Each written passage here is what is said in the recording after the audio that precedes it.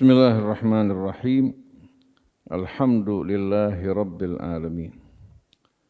Hamdan katsiran tayyiban mubarakan fih kama yuhibbu rabbuna wa yarda.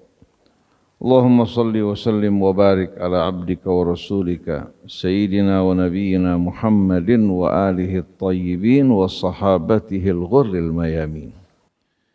Wattabi'ina lahum bi ihsanin ila yaumiddin. Assalamualaikum ya Rasulullah. Assalamu alayna wa ala ibadillahis salihin. Wassalamualaikum ayyuhal ikhwatus saimun wa rahmatullahi wa barakatuh.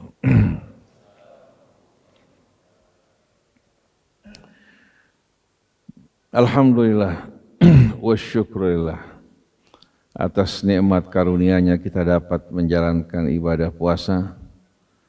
Walaupun hati terasa sedih karena saat-saat perpisahan dengan Ramadan semakin dekat.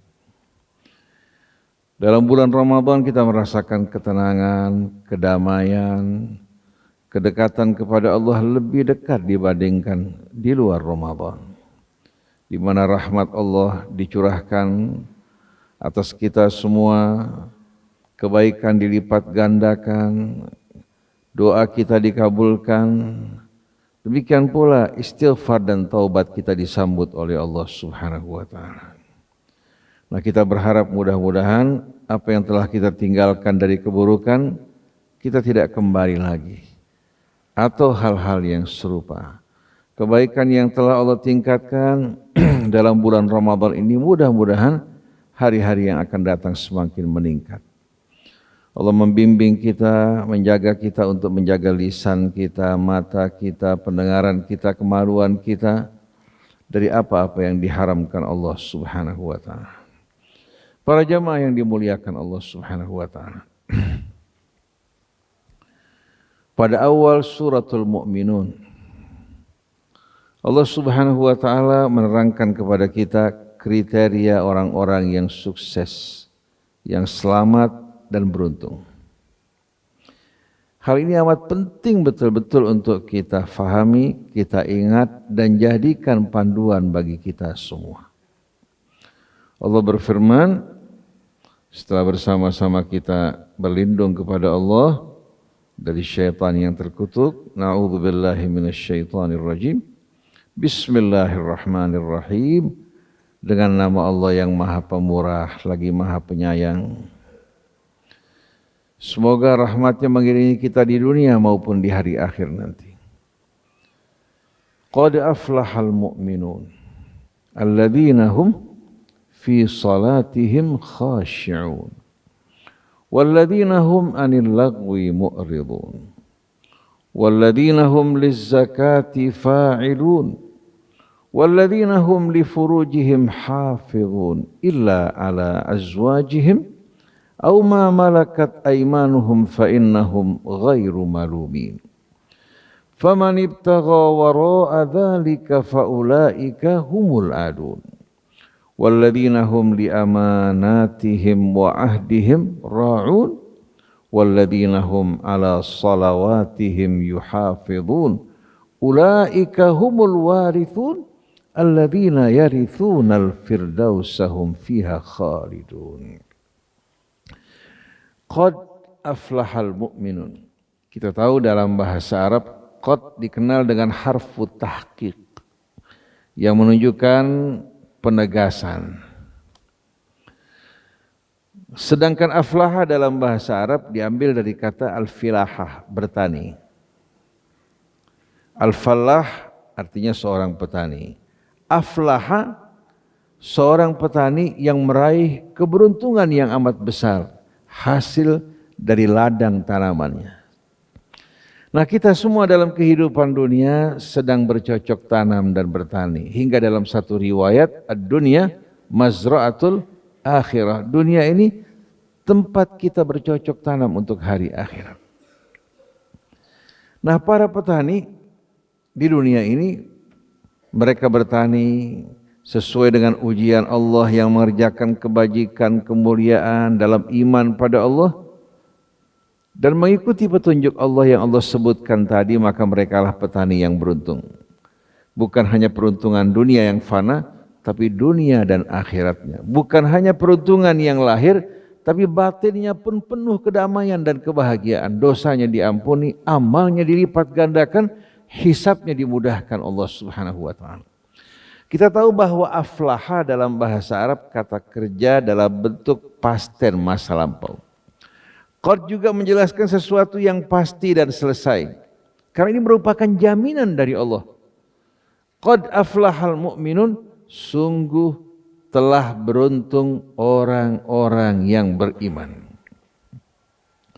Lalu untuk membuat kita hadirin sekalian tidak gamang, jelas yang dimaksudkan Allah dengan orang yang beriman, Allah sebutkan kriterianya satu persatu. Alladzina hum fi salatihim khashi'un. Itu orang-orang yang dalam salat mereka benar-benar khusyuk. Dalam menafsirkan khusyuk ini banyak perbedaan. Lalu pertanyaannya bagaimana kita mendapatkan rasa khusyuk di mana kita salat menghadap ke hadapan Allah, hati terhubung dengan Allah. Fikiran kita juga terhubung dengan Allah. Anggota badan kita juga terhubung dengan Allah Subhanahu wa taala. Nah, keindahan salat ini, amal-amal salat mencakup kalbu, mencakup juga apa? Fikiran, mencakup juga anggota badan kita. Nah, kalau kita bisa menyatu antara hati kita, fikiran kita dan anggota badan kita hingga pada saat kita tegak berdiri, pada saat kita ruku bertasbih, pada saat sujud kita bertasbih kepada Allah untuk menghilangkan kesombongan, keangkuhan kita semuanya. Kita merasakan kehadiran Allah di hadapan kita, mendengarkan apa yang kita baca dari ayat-ayatnya, doa dan tasbih kita menyatu dalam suasana ini merupakan suasana khusyuk yang amat indah. Lalu kita bagaimana mendapatkannya hadirin sekalian? Seorang al-arif billah ditanya, kaifa nahsul alal khusyuk fis shalah? Bagaimana kita bisa khusyuk dalam salat kita? Terkadang dalam sebahagian kita salat, sebahagian lagi kita lepas dari khusyuk. Terkadang kita salat tapi subhanallah hati kita terpisah dari salat. Beliau mengatakan, khusyuk ini adalah anugerah Allah bagi para pencintanya. Begitu seorang mencintai Allah, hatinya akan tertarik dengan Allah. Sebagaimana seorang laki-laki bila mencintai seorang wanita, subhanallah automatically hatinya akan selalu ingat padanya. Lidahnya selalu menyebutkannya, fikirannya juga tertuju padanya. Man ahabba syai'an aktsara min dzikri. Oleh karena itu untuk kita mendapatkan rasa khusyuk di salat kita harus mencintai Allah. Bagaimana kita bisa mencintai Allah? Renungkan nikmat-nikmatnya atas kita semua. Bukankah seluruh tubuh kita ini merupakan nikmat Allah? Yang kita konsumsi, oksigen yang kita hirup, napas kita yang normal. Saksikan mereka yang tersengal-sengal di rumah sakit. Saksikan mereka yang mengeluhkan berbagai macam penyakit. Allah berikan kita kenikmatan yang tak terhingga, wa in ta'uddu ni'matallahi la tuhsuha. Kalau kita bisa merenungkan kasih sayang, belayan Allah terhadap kita semua akan tumbuh di hati orang-orang yang bersih kecintaan pada Allah. Begitu dia cinta pada Allah, hatinya akan tertarik kepada Allah Subhanahu wa taala. Oleh karena itu hadirin sekalian, kecintaan kepada Allah ini amat penting. Bahkan dia yang menjadikan kita orang yang taat kepada Rasulnya dan mengikuti petunjuk kitabnya. Qul in kuntum tuhibbunallaha fattabi'uni. Katakan bila kalian cinta pada Allah, buktikan melalui apa? Ketaatan kepada Nabi kita Muhammad sallallahu alaihi wasallam. Yuhibbukumullah, Allah akan membalas cinta kalian. Wa yaghfir lakum dzunubakum, Allah akan ampuni semua dosa kalian. Wallahu ghafurur rahim. Sungguh Allah Maha Pengampun lagi Maha Penyayang. Jadi sebetulnya hidup ini dengan cinta kepada Allah akan melahirkan cinta kepada sesama makhluk Allah. Bahkan kepada alam yang kita tempati. Kita menjaga, memelihara, dan Allah Subhanahu wa taala akan tumbuhkan segala kebaikan dari benih-benih cinta kita pada Allah Subhanahu wa taala yang tidak akan menyelewengkan kita. Jadi Allah berfirman, qad aflahal mu'minun, sungguh telah beruntung orang-orang yang beriman, alladzina hum fi salatihim khashi'un walladzina hum 'anil lagwi mu'ridun, dan mereka-mereka yang menjauh, berpaling dari hal-hal yang sia-sia, yang melalaikan, yang melupakan. Karena kalau orang terlalu sibuk dengan hal-hal yang melalaikan, kumpul-kumpul, ngobrol-ngobrol yang sia-sia, siang hari atau malam hari, membuat hati akan mengeras. Tapi kalau kita kumpul-kumpul dalam suasana yang baik, saling mengingatkan, berbuat kebajikan, berkata baik, hati akan betul-betul semakin terang benderang. Oleh karena itu, untuk menjaga khusyuknya hati kita, menjaga juga ketenangan hati kita, berpaling dari hal-hal yang sia-sia, yang melupakan dan melalaikan. Yang ketiga, walladzina hum lizzakati fa'ilun, dan mereka yang selalu melakukan zakat. Zakat di sini hadirin sekalian sebetulnya pada dasarnya bukan bermakna infak. Begitu juga sedekah juga bukan bermakna infak. Infak itu membelanjakan, mengeluarkan, sedangkan zakat akar katanya itu membersihkan dan menyuburkan. Sedangkan sedekah diambil dari kata sidqun. Artinya apa? Kejujuran, bukti yang membuktikan iman kita pada Allah Ta'ala. Sampai dalam hadis, was-sadaqatu burhan. Sedangkan salat adalah nur yang menerangi hati kita karena menghubungkan kita dengan Allah Subhanahu wa taala. Jadi kata sedekah dan zakat yang digunakan untuk arti berinfak sebetulnya merangsang kita bahwa apa yang kamu keluarkan akan mensucikan diri kamu, mensucikan jiwa kamu, mensucikan juga harta benda kamu. Dan ini juga merupakan bukti akan keimanan kamu pada Allah. Kalau salat aja belum bukti. Banyak orang tunggang-tungging sholat di malam hari, disuruh berinfak seperti kecekik hadirin sekalian lehernya. Kenapa? Lebih sayang pada hartanya daripada Allah, lebih percaya kepada bujuk rayu syaitan daripada janji Allah Subhanahu wa taala. Saya teringat kepada seorang mufassir terkenal yang bernama Abu Hayyan Al-Andalusi. Tafsir dia namanya Al-Bahrul Mu'id, samudra yang meliputi.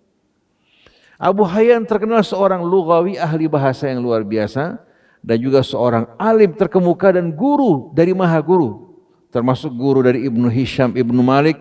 Dalam bidang bahasa Arab, dia merupakan guru mereka semuanya. Dia bilang, kalau saya disebutkan akhirat, hati bergetar.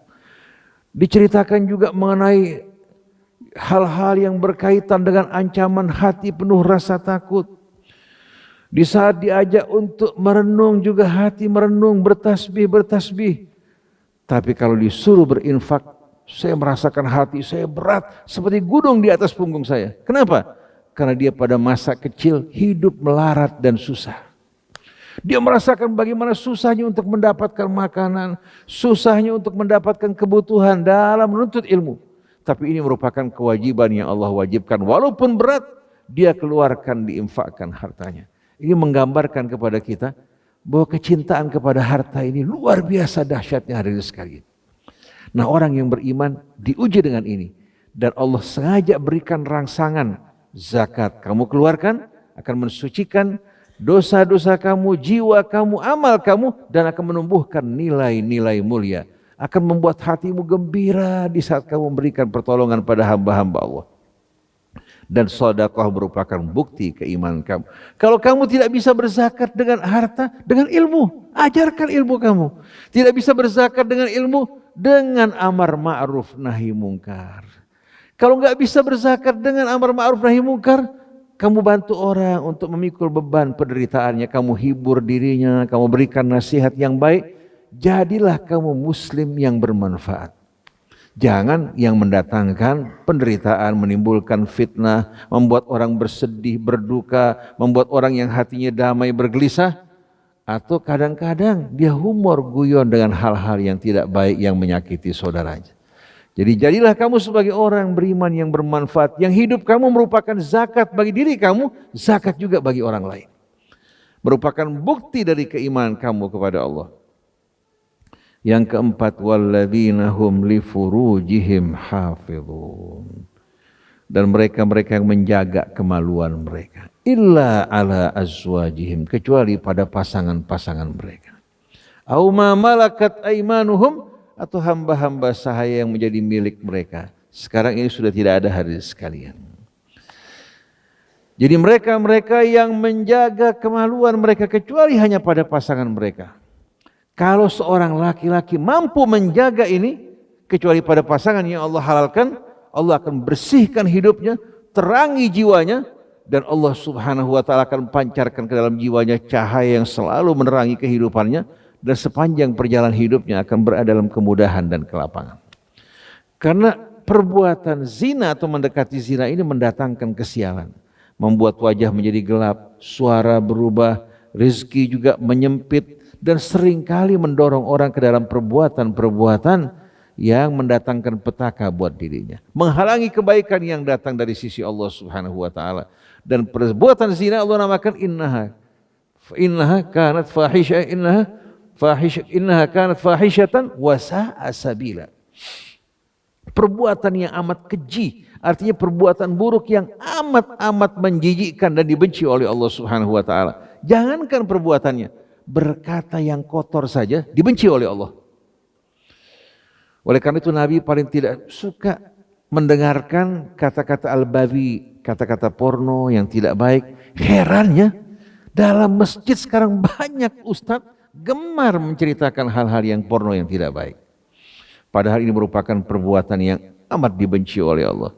Jadi menjaga kemaluan kita dengan sendirinya menjaga mata kita, menjaga pendengaran kita, menjaga lisan kita berbicara yang tidak baik. Dengan mendekatkan diri kita kepada Allah Subhanahu wa ta'ala, Allah akan membentengi kita, terutama sekali salat dengan khusyuk, membentengi kita dari perbuatan keji dan mungkar. Di Kairo dulu, dari mulai tahun 1928 hingga tahun 1948,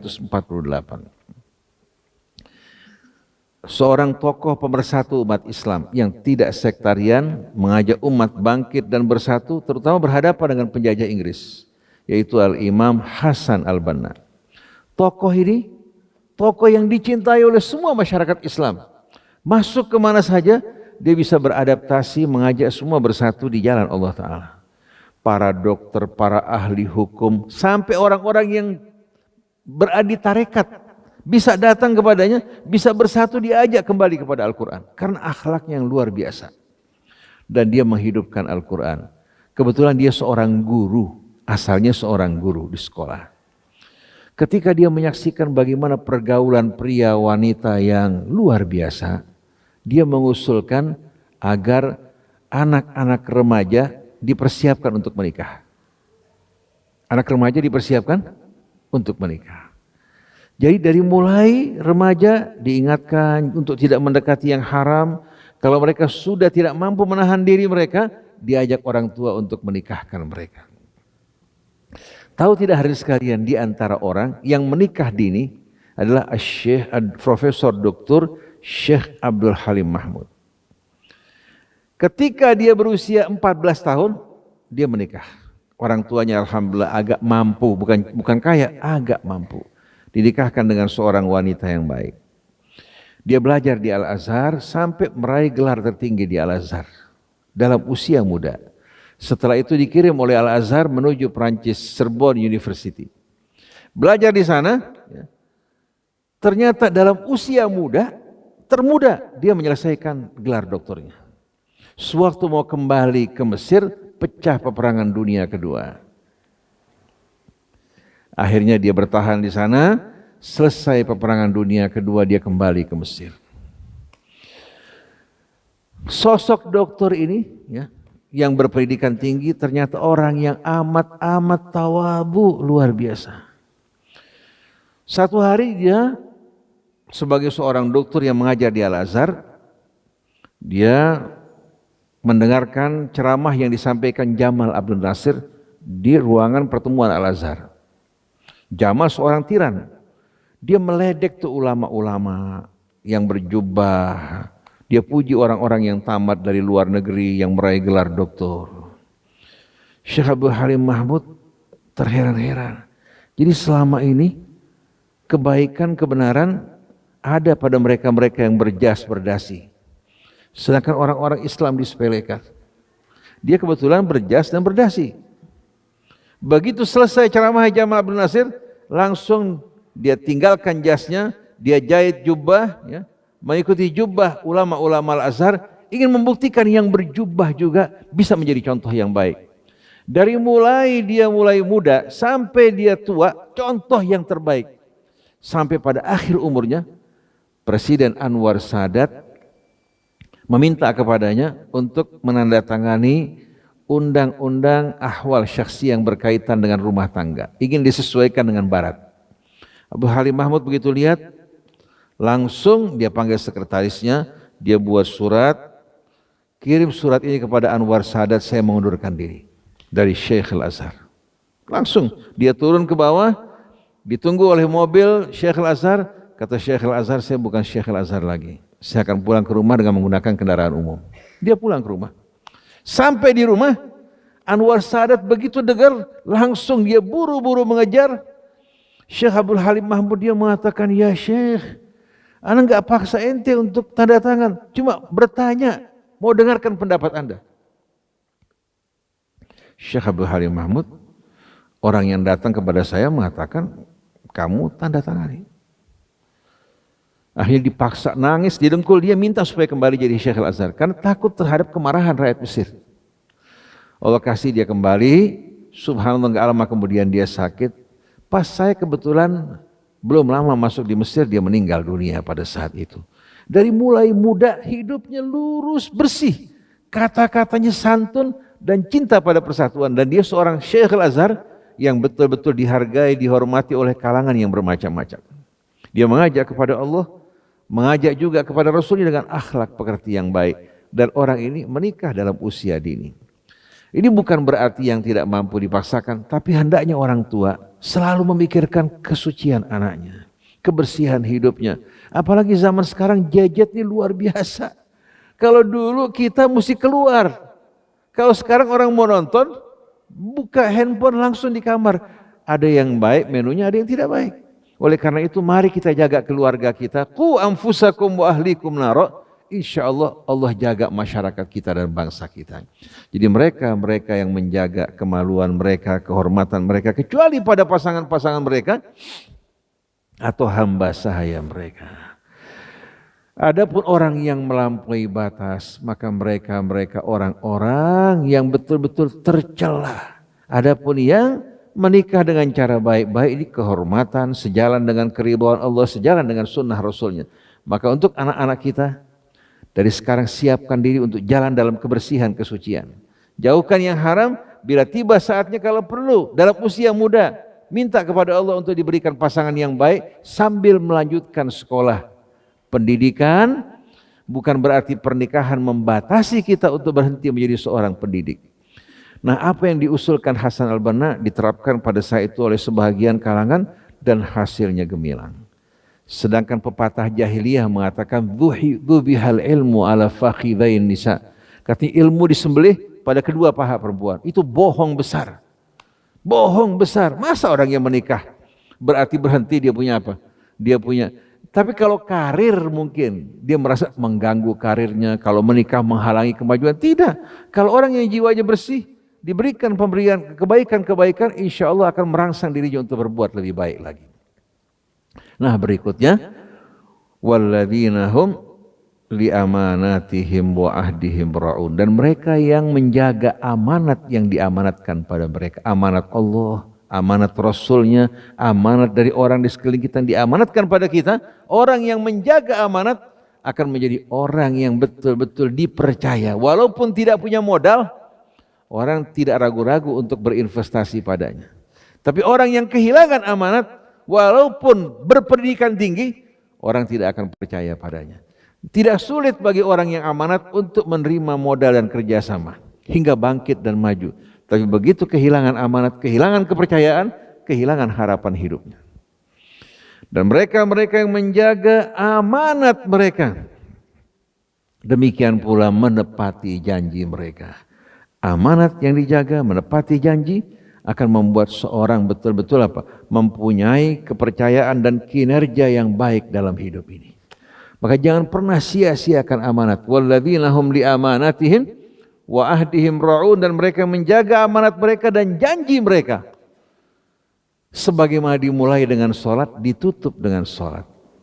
Wa khitamuhum miskun walladzina hum ala salawatihim yuhafizun. Kalau tadinya khusyuk, sekarang dan mereka yang benar-benar menjaga salat mereka, dijaga dari sebelum masuk salat, bersucinya, kemudian juga kehusyuannya, dia berusaha untuk menjaga, mempersiapkan diri untuk masuk ke dalam salat, menjaga rukun-rukunnya, tidak melalaikan dirinya. Jadi mereka yang menjaga salat mereka dengan sebaik-baiknya. Nah, orang yang punya kriteria ini, ulaika humul warithun alladzina yarithunal firdausa hum fiha khalidun. Mereka lah yang akan menjadi ahli waris surga, yang mewarisinya, dan mereka akan masuk ke dalam surga, bukan sembarang surga, surga firdaus, kekal di dalamnya untuk selama-lamanya. Jadi enggak harus pakai uang suap, enggak pakai perantara pejabat, konglomerat. Orang-orang yang enggak punya bisa meraih kemuliaan ini. Asal menjaga kriteria tadi, khusyuk dalam sholat, menjauh dari hal-hal yang melalaikan, yang memabukkan. Yang ketiga, menjaga zakat mereka. Kalau tidak mampu dengan harta, dengan ilmu, menjadi orang yang bermanfaat. Kemudian menjaga kemaluan mereka, kecuali pada pasangan-pasangan mereka, yang akan menjaga kebersihan hati dan rumah tangga mereka. Yang terakhir, menjaga amanat dan janji mereka. Kemudian penutupnya diulangi kembali, dan mereka yang menjaga salat mereka dengan sebaik-baiknya.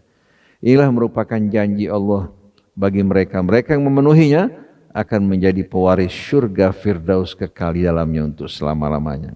Mudah-mudahan antum semua di sini Allah jadikan sebagai ahli waris yang mewarisi surga firdaus di hari kemudian nanti. Begitu pula kedua orang tua kita, guru-guru kita, saudara-saudara kita, kaum muslimin, anak kita yang kita cintai.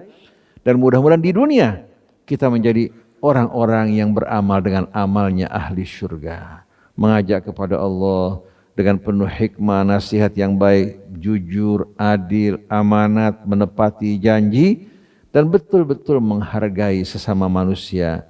Dan tidak melakukan perbuatan-perbuatan yang mendatangkan murka, yang menjerumuskan kita ke dalam adab dan siksa. Subhanakallahumma wa bihamdik, asyhadu an la ilaha illa anta, astaghfiruka wa atubu ilaik.